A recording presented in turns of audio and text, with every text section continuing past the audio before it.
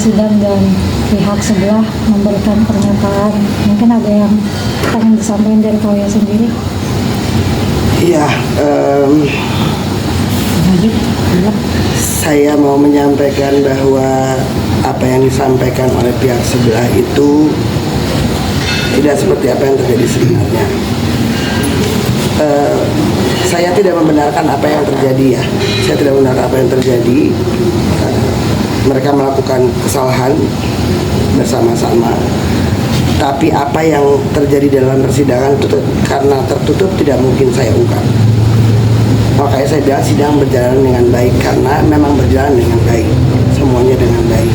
Jadi saya cukup kaget aja ketika saya lihat statement dari sebelah kok berbeda dengan apa yang terjadi sebenarnya ya. Saya cuma mau sampaikan bahwa terlalu banyak perasaan dan hati yang saya jaga dalam masalah ini. Saya memahami bagaimana terluka dan hancurnya hati seorang ibu dari Loli. Saya juga harus menjaga perasaan dan hati ibu dari Fadel dan keluarganya. Maka dari itu saya rasa tidak perlu ada yang harus disampaikan yang membuat situasi menjadi tidak kondusif. Karena buat saya nggak ada untungnya juga untuk menyampaikan hal yang tidak baik. Lagi tidak perlu untuk membuka aib aja. Biarkan semua berjalan.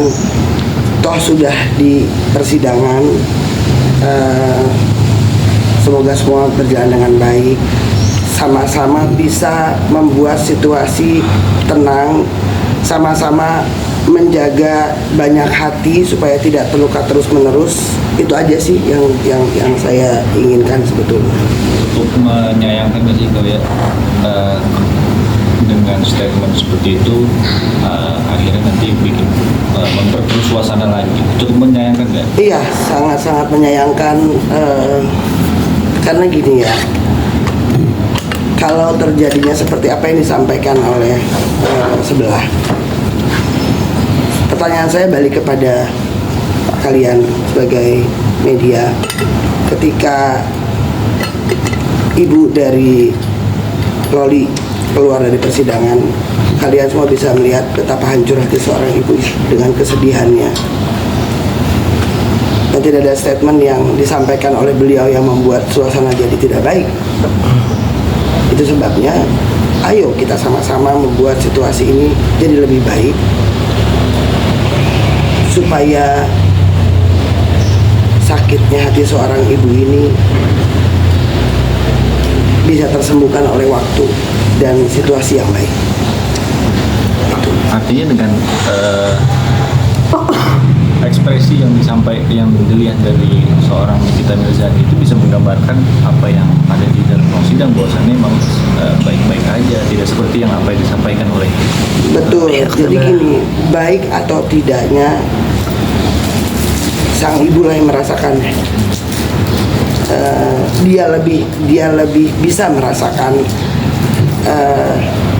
sedihnya, kecewanya. Tapi saya yakin dengan hati yang sangat berat dan terluka, akhirnya harus menerima kenyataan bahwa ini sudah terjadi. Persis seperti kalimat beliau waktu di wawancara kemarin ya, ada kalimat yang sudah terjadi. Jadi buat saya di kalimat itu saya hanya berpikir oke, sudah semuanya sama-sama menjaga, semuanya sama-sama memberikan vibe yang baik. Saya tidak pernah terpengaruh oleh apapun komentar dari masyarakat, dari netizen. Karena untuk saya di mata manusia mungkin bisa tertukar, tapi tidak di mata Tuhan. Itu yang saya selalu sampaikan kepada Fadel. Kejujuran itu jauh lebih baik. Tuhan itu mendengar dan menyayangi tobat dan doanya pendosa. Dan melakukan kesalahan tapi kemudian mau mengakui dan bertobat, itu buat saya luar biasa. Tidak mudah. apalagi sempat dihujat hampir seluruh masyarakat Indonesia ya. Di usia muda dia dihujat, keluarganya dihina. Begitupun yang dialami oleh ibu dari Loli, dia juga dihujat, dia juga dipersalahkan. Jadi buat saya sudahlah, cukup. Karena yang memahami tidak mungkin menghakimi, yang menghakimi tidak memahami. Mungkin saya selalu memberikan statement, saya tidak pernah gini, saya tidak pernah mau menyerang siapapun. Saya dari awal memegang perkara ini, yang ada di kepala saya hanya bagaimana ini bisa selesai dengan baik, tanpa perlu banyak drama, tanpa perlu banyak fitnah yang berseliweran, tanpa perlu banyak campur komentar yang tidak penting. Biarkanlah ini berjalan. Saya cuma bilang sama Fadel, tugas kamu hanya angkat tangan, biar Tuhan yang turun tangan. Dan sidang kemarin saya lihat bagaimana Tuhan turun tangan dan keajaiban itu terjadi dalam persidangan. Tidak ada ribut-ribut, semua tenang. Ada luka, ada tangis, tapi ya sudah, akhirnya berjalan semua dengan baik. Artinya sesuai dengan apa yang direncanakan ya, maksudnya dengan membuat pengakuan, dengan meminta maaf gitu, akhirnya semua berjalan dengan baik gitu. Iya, kalau minta maaf wajib, salah atau tidak salah, mengakui atau tidak mengakui, Fadel sebagai anak muda yang sudah mengecewakan hati orang tua, banyak hati orang tua, dia harus meminta maaf. Kesalahan yang dilakukan bersama-sama dengan Loli akhirnya sudah sampai di persidangan, dan semuanya saya berharap berjalan dengan baik sampai putusan nanti. Di beberapa pemberitaan bahwa Bang Fahmi bilang keterangan Loli lebih sadis, itu di dalam seperti apa sih? Sadis buat siapa? Tidak ada keterangan sadis sebetulnya. Semua keterangan yang sebenarnya yang disampaikan. Itu sebabnya tidak ada bantahan, karena itu yang disampaikan tidak kurang tidak lebih yang dialami oleh Loli. Kalau ada kalimat sadis, kan itu dilakukannya bersama-sama ya, bukan sendiri, bukan Fadel sendiri, tapi bersama-sama. Dan keduanya juga sudah saling meminta maaf satu sama lain di dalam persidangan. Berarti keterangan jika boleh sedikit dibocorkan, keterangan Loli kemarin sedikit menguntungkan untuk ini sidang tertutup. Isi apa fakta persidangannya tidak boleh saya ungkap karena ada etikanya, ada perasaan yang mesti dijaga semua. Tapi kalau saya mau pertegas bahwa semuanya baik pada hari itu, semua keterangan baik, baik keterangan dari Loli maupun keterangan dari ibundanya Loli, itu semua baik. Tapi sikap Loli terhadap Fadel pada saat persidangan seperti apa sih, Kak? Biasa aja ya, artinya ya saya tidak lihat ada yang harus kita besar-besarkan. Semuanya berjalan ya biasa aja, normal layaknya orang di dalam ruang sidang. Setelah persidangan, Fadel sendiri seperti apa, Kak? Maksudnya setelah mendengarkan pengakuan dari Loli sendiri gitu, Fadel seperti apa tuh, Kak? Yang pasti dia lega. Dia sampai bilang sama saya, sekarang sudah tidak ada beban lagi karena dia sudah mendengarkan semuanya. Dia akan ikhlas menjalani. Mungkin ini juga pembelajaran, bukan cuma buat saya, buat semua orang di luar sana, bahwa setiap perbuatan tidak baik ada konsekuensinya, harus dipertanggungjawabkan, dan dia menerima itu akhirnya. Tapi dia ada kayak permintaan maaf nggak sih sama ke NM sendiri? Oh iya, dia sampaikan maaf secara langsung pada Nikita, didengar bahwa tidak dimaafkan atau dimaafkan itu haknya Nikita sebagai seorang ibu ya, kita juga nggak bisa memaksakan seorang ibu yang sedang hancur hatinya harus merespon saya terima maaf, tidak terima maaf. Jadi kita memang tidak menunggu respon itu. Yang penting permintaan maaf dan penyesalan itu tersampaikan di dalam ruang sidang. Berarti bisa dibilang di sini kan yang tersakiti bukan hanya Nikita, tapi keluarga Fadel juga tersakiti. Gimana Fadel menjelaskan itu terhadap keluarganya, Mbak?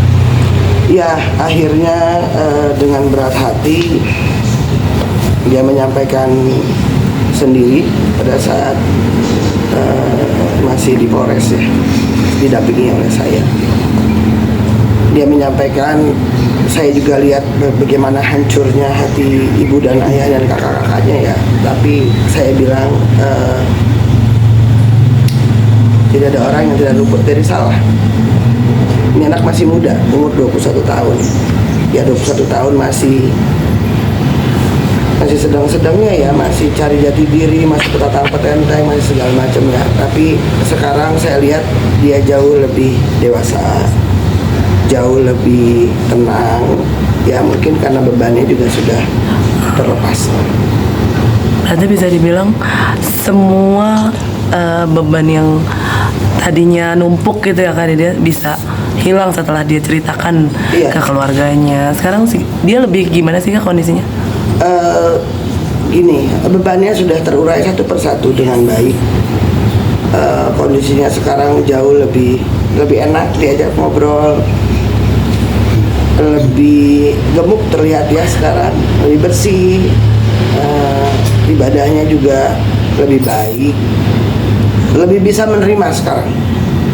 Waktu dia dipindah itu kan sempat yang takut lah ini itu, tapi sekarang dia lebih bisa menerima dengan ikhlas karena memang ini yang harus dijalani, bahwa apa yang terjadi kemarin itu Tuhan izinkan terjadi, dan sekarang dia di dalam pun Tuhan izinkan itu terjadi. Kalaupun nanti ketok palunya tidak sesuai dengan apa harapannya dia, itu pun Tuhan izinkan, dia harus terima semuanya. Saya rasa kalau kita semua bisa sama-sama menahan, sama-sama bisa menjaga semua perasaan, semua hati, rasanya tidak perlu ada statement yang bisa membuat situasi ini tidak kondusif gitu. Untuk apa? Saya rasa ini pengacara juga harus pakai nurani ya. Enggak mesti harus terus menyalahkan si A, si B, si C, enggak. Kalau buat saya, kalau ini sudah sampai di persidangan, ya sudah jalani aja. Apapun itu, kasih yang terbaik. Mungkin di mata kita nggak baik, tapi Tuhan bilang ini yang terbaik. Saya bilang sama Fadel, mungkin kalau kamu tidak ditahan, di luaran kamu makin petantang petenteng, mungkin lebih membahayakan buat kamu. Jadi bersyukur sama Tuhan diambil pesantren ini sekarang untuk jadi lebih baik, berubah. Yang paling penting adalah mengakui kesalahan dan minta ampun. Minta ampunnya sudah, minta maafnya sudah.